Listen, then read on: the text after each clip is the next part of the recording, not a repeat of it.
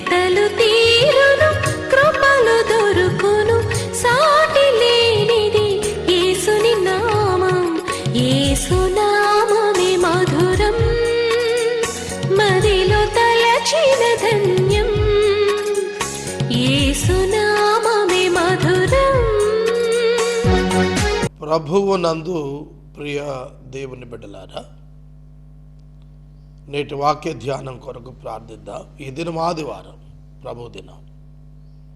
ప్రార్థనలో ఏకీభవించండి. మమ్మలను మిక్కిలిగా ప్రేమిస్తున్న మా ప్రియ తండ్రి, మీకు వందనాలు, స్తోత్రాలు.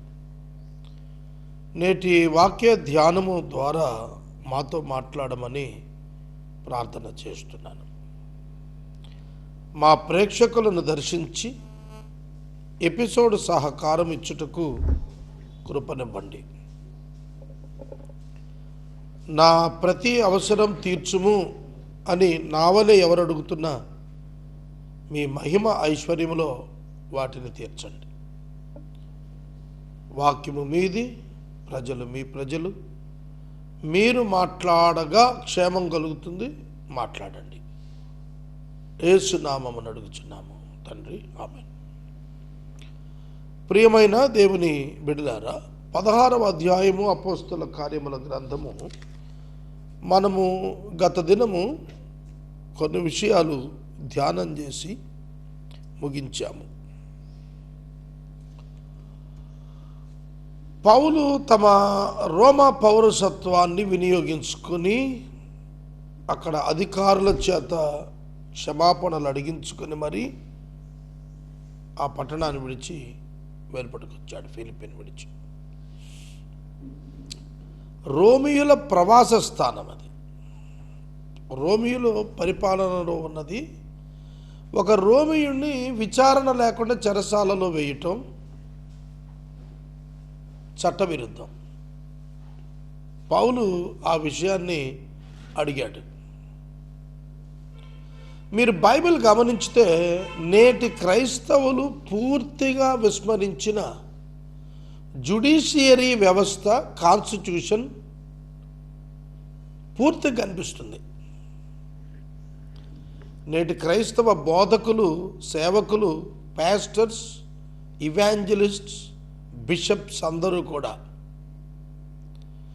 సంఘాన్ని ఎడ్యుకేట్ చేయాల్సిన లెవెల్లో కాన్స్టిట్యూషన్ గురించి, జ్యుడిషియరీ సిస్టమ్ను గురించి,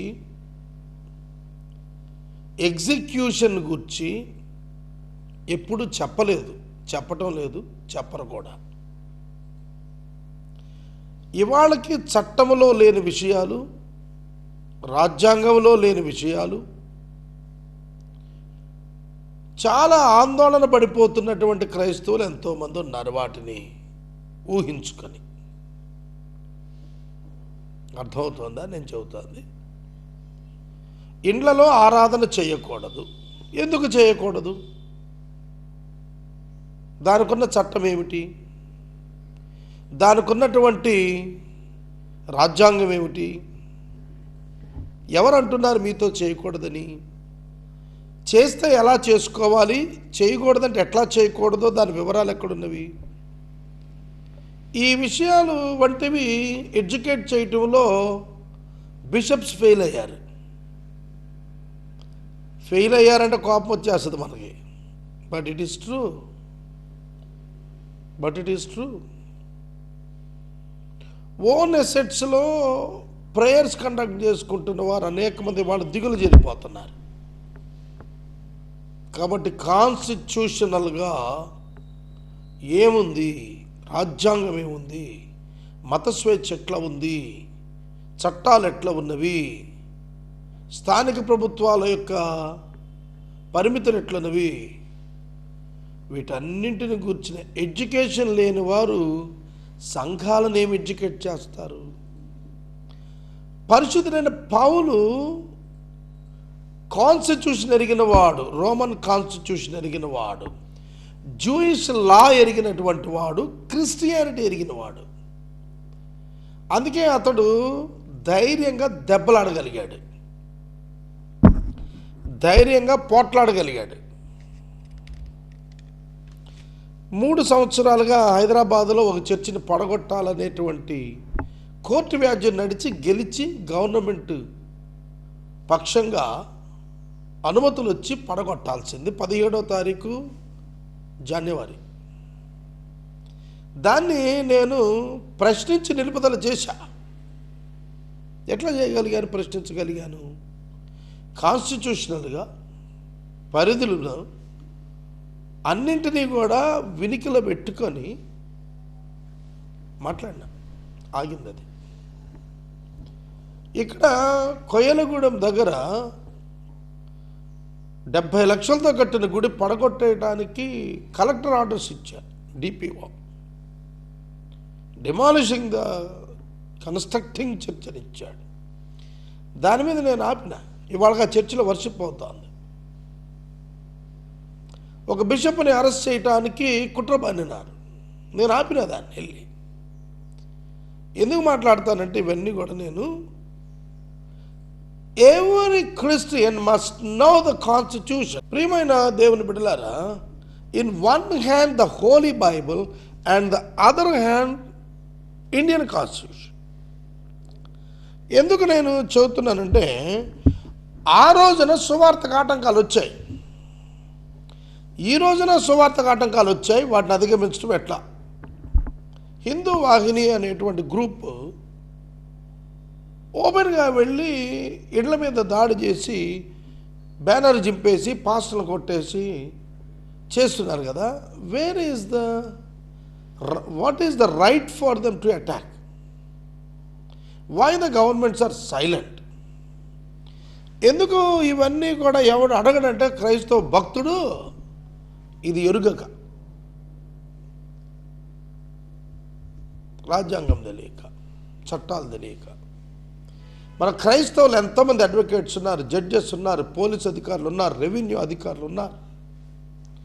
నేర్చుకున్నారు దగ్గర కూర్చొని బైబిల్ చదివి దాని సిద్ధాంతం కూడా తెలియకుండా బోధ చేస్తున్న వాళ్ళ శాతం నా అంచనా 90 అబోవ్.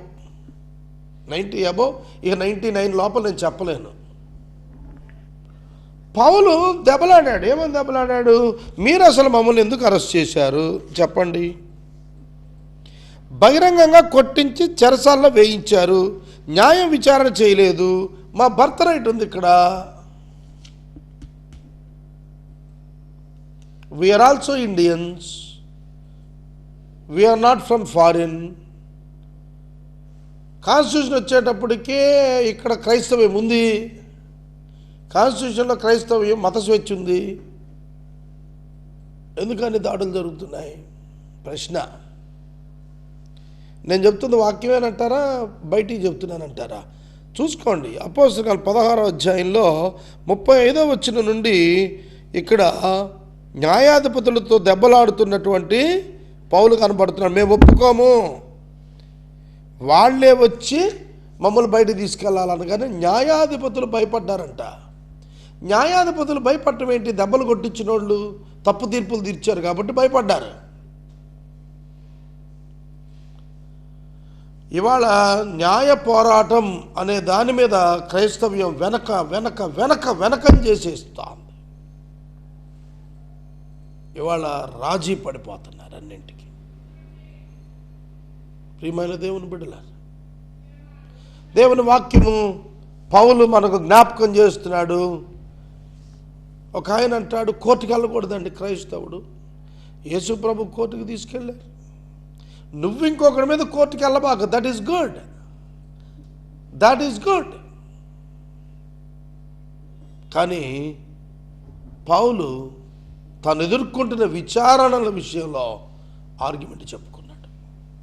అగ్రిప్ప ముందు సెల్ఫ్ ఆర్గ్యుమెంట్ చెప్పుకున్నాడు.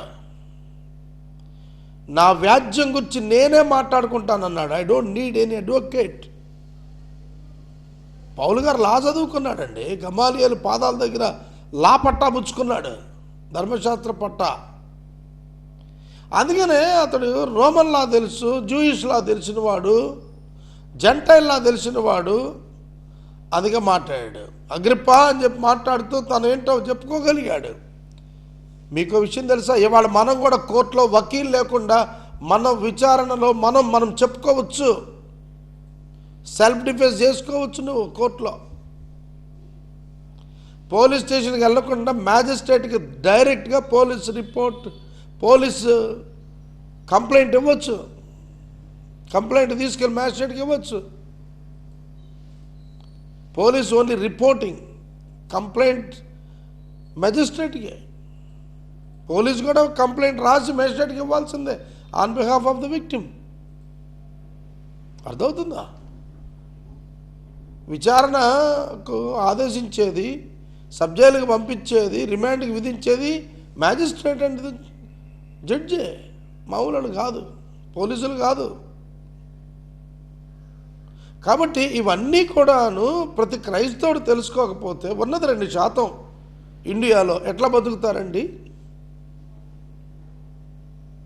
బోధలు బాగా నేర్చుకున్నాము, అవి ఓదర కొట్టేస్తున్నాం, 1,00,000 మంది 1,50,000 మంది అని చెప్పుకుంటున్నాము.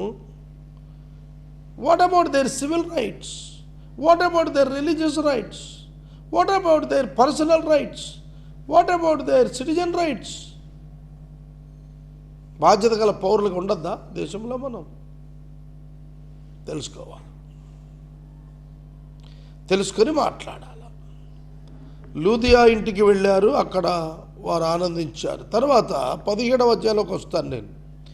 అంఫిఫొలి అపోలోనియా పట్టణముల మీదుగా తెస్సలోనికకు వచ్చారు. అక్కడ యూదుల సమాజ మందిరం ఒకటి ఉంది. పౌలు తన వాడుక చొప్పున సమాజపు మందిరపు వారి యొద్దకు వెళ్ళి, క్రీస్తు శ్రమపడి మృతుల్లో నుండి లేచడం ఆవశ్యకమని నేను మీకు ప్రచురము చేయు యేసే క్రీస్తు ఉన్నాడని లేఖనములలో నుండి దృష్టాంతములను విప్పి చెప్పి 3 విశ్రాంతి దినాలు 21 days తర్కించుచుండెను అనే పదం అండర్లైన్ చేయండి.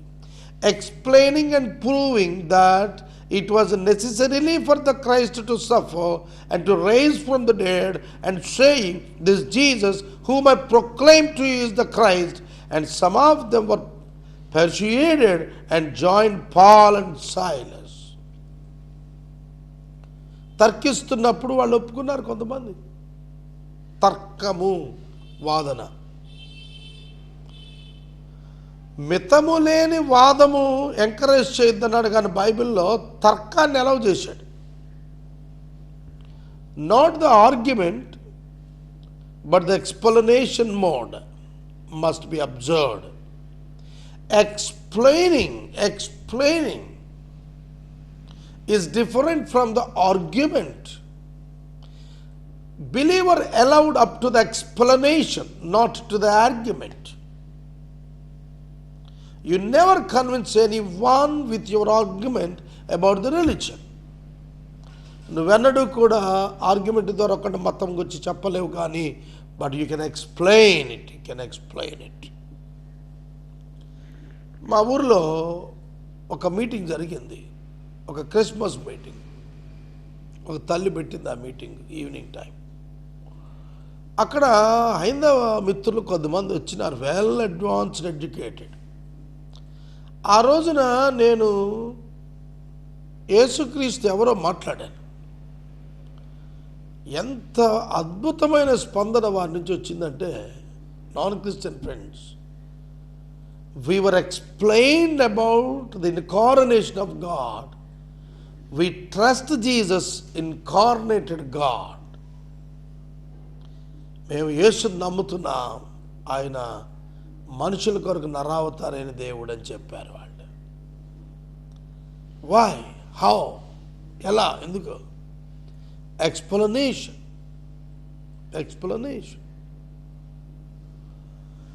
ఇది వాడుకగా మారాలా? నాకున్నది ఒకే ఒక బలహీనత ఏంటంటే, నిత్యం వాక్యం మాట్లాడుతూనే ఉంటా. నిత్యం వాక్యం మాట్లాడుతూనే ఉంటా. ఎవరు వచ్చినా వాళ్ళతో అదే పనిగా వాక్యం చెబుతూ ఉంటా. ఎన్నో విషయాలు నేను నేర్చుకుంటూ ఉంటా వాళ్ళ నుండి. పౌలు తర్కించుతూ వచ్చాడు. వారిలో కొందరు భక్తి పరులకు, గ్రీస్ దేశంలో చాలామంది ఘనత గల స్త్రీలు అనేకులు ఒప్పుకొని పౌలుతో శరీరతో కలుసుకున్నారు. when you explain, not only preaching, not only teaching, but explaining, this is a greater level. ఇది కొంచెం పైన ఉన్నటువంటి అనుభవం.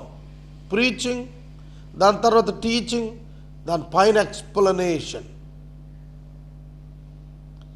ఎప్పుడైతే ప్రీచింగ్, టీచింగ్, ఎక్స్ప్లెనేషన్ వెళ్ళిందో, కన్విన్సింగ్ ద పీపుల్. కొంతమంది ప్రీచింగ్తో కన్విన్స్ కారు, కొంతమంది టీచింగ్తో కన్విన్స్ కారు, కొందరు ఎక్స్ప్లెనేషన్తో కన్విన్స్ అవుతారు, మరికొందరు ఇంపాక్టింగ్ ద గాస్పుల్తో కన్విన్స్ అవుతారు. ఏది ఎక్స్ప్లెయిన్ చేసామో దాన్ని రుజువు చేస్తే కన్విన్స్ అవుతారు. నేను ఒక మాట చెప్తానండి. నాకు ఒక చర్చ్ కట్టడానికి నా మిత్రుడికి 12,000 ఇటుకలు అవసరమైనవి.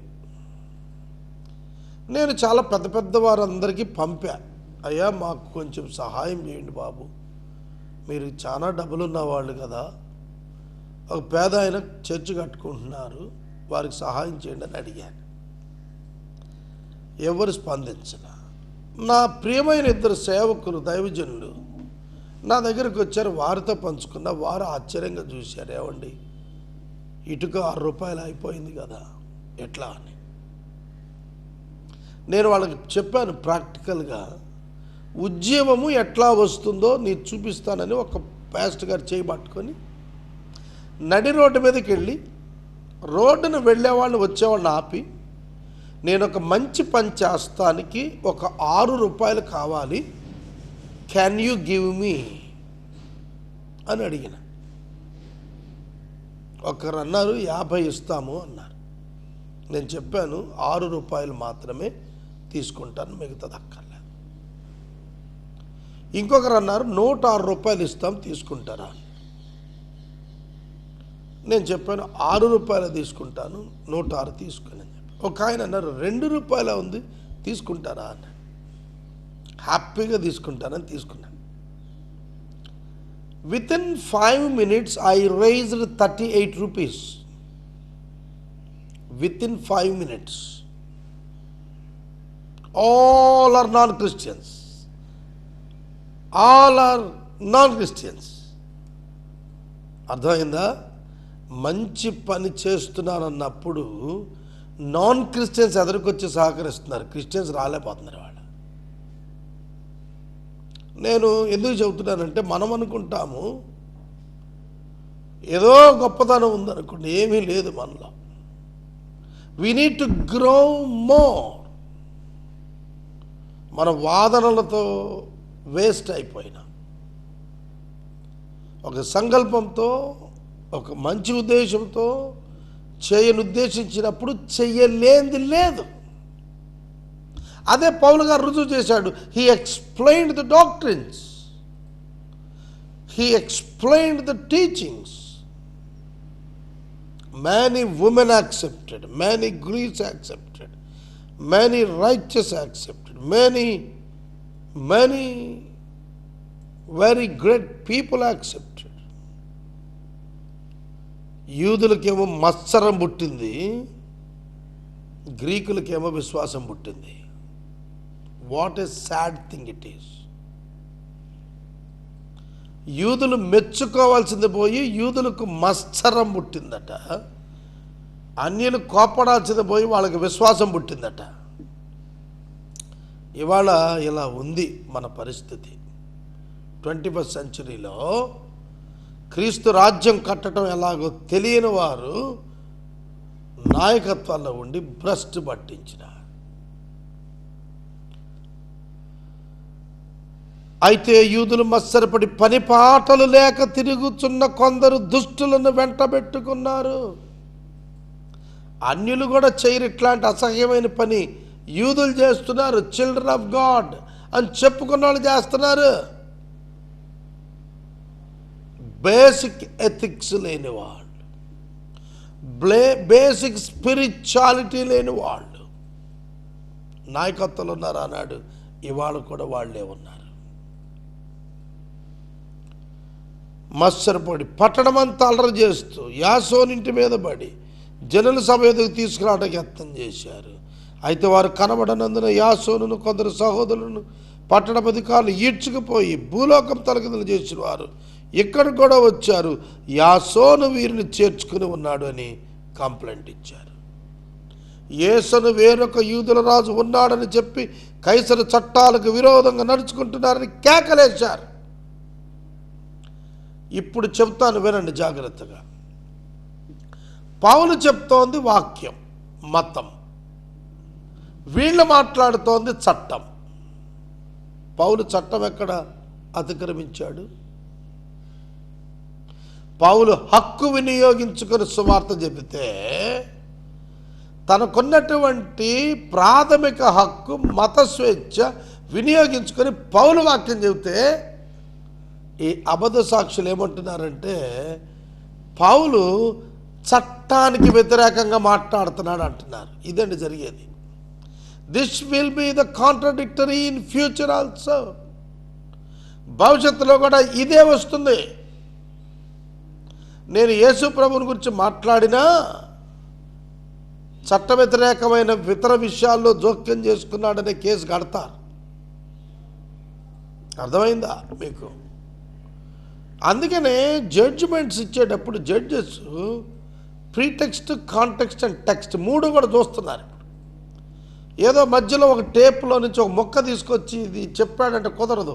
ఆ సందర్భం ఏంటి, ఆ వివరణ ఏంటి, దాని విశేషం ఏంటి, వింటున్న వారు ఎవరు, ఎవరికి చెప్పాడు, ఏమిటిది అంతా పరిశీలించుకుంటే జడ్జిమెంట్ ఏమెవరు. కానీ ఫిర్యాదు స్వీకరించబడుద్ది, అరెస్ట్ అవుతుంది, విచారణ జరుగుతుంది, బెయిల్ వస్తుంది, ఎన్ని మామూలే.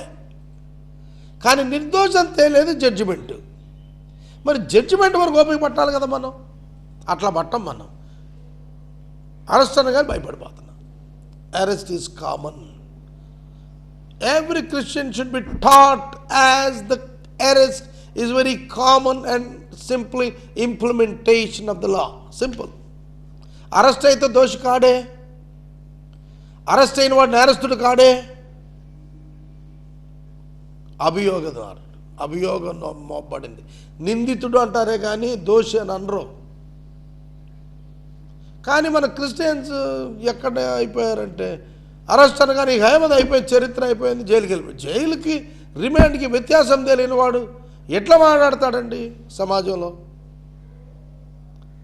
జైలు అంటే ఏమిటి? జైలు ఎప్పుడు అనాలా? ఇంప్రిజన్మెంట్ ఎప్పుడు? After conviction.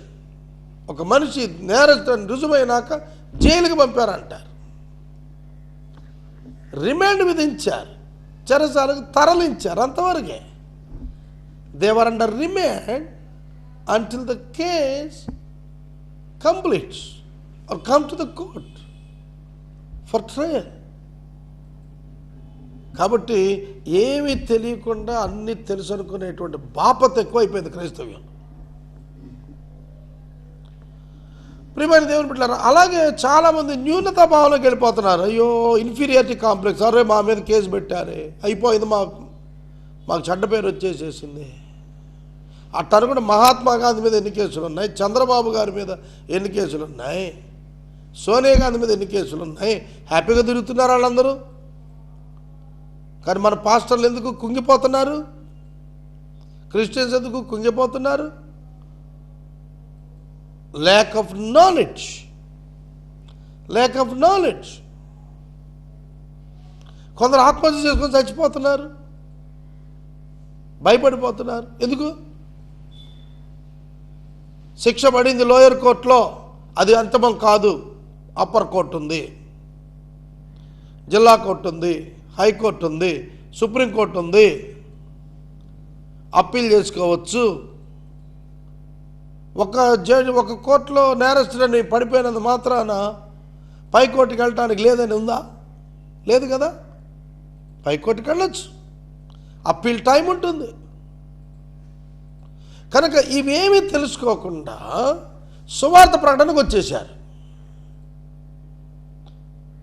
ఎక్కడ పడితే అక్కడ ఊరికి కొట్టేస్తున్నారు అని చెప్పి వాట్సాప్లో, సోషల్ మీడియాలో ఏమేమో పెట్టేస్తున్నారు.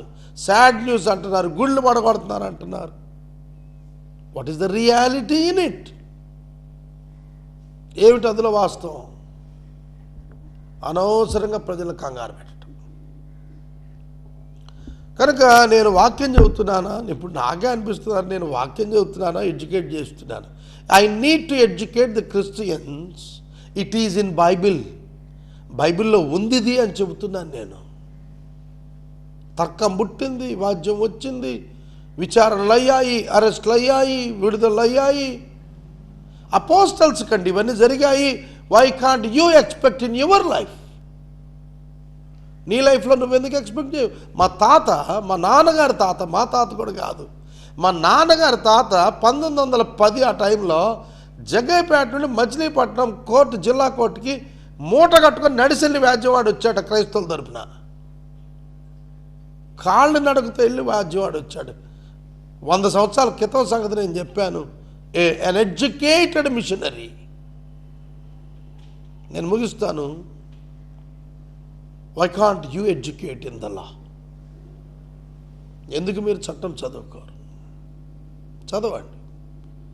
మన అన్నలు ఉన్నారు, అడ్వకేట్స్ ఉన్నారు, మంచి అడ్వకేట్స్ ఉన్నారు, అడిగి తెలుసుకోండి. Evangelist should learn everything before preach the gospel. మన హక్కులు మాట్లాడటం నేర్చుకోవాలి. మన రైట్ ఏమిటో తెలుసుకుని మనం చేయాలి. సో నేను ఇక్కడ ఆప్ చేస్తాను, మళ్ళీ రేపు చెబుతాను. So many people converted. అక్కడి నుంచి మాట్లాడదాం రేపు. ప్రార్థన. మమ్మల్ని మిక్కిలిగా ప్రేమిస్తున్న తండ్రి, వందనాలు, స్తోత్రాలు. వాక్యమైన బిడ్డలు దీవించము. యేసునామమున అడుగుచున్నాను, ఆమేన్. తండ్రి అయిన దేవుని ప్రేమ, కుమారుడైన యేసయ్య కృప, పరిశుద్ధాత్మని అన్యోన్య సహవాసం సదాకాలం మనందరికీ తోడైండును గాక, ఆమేన్.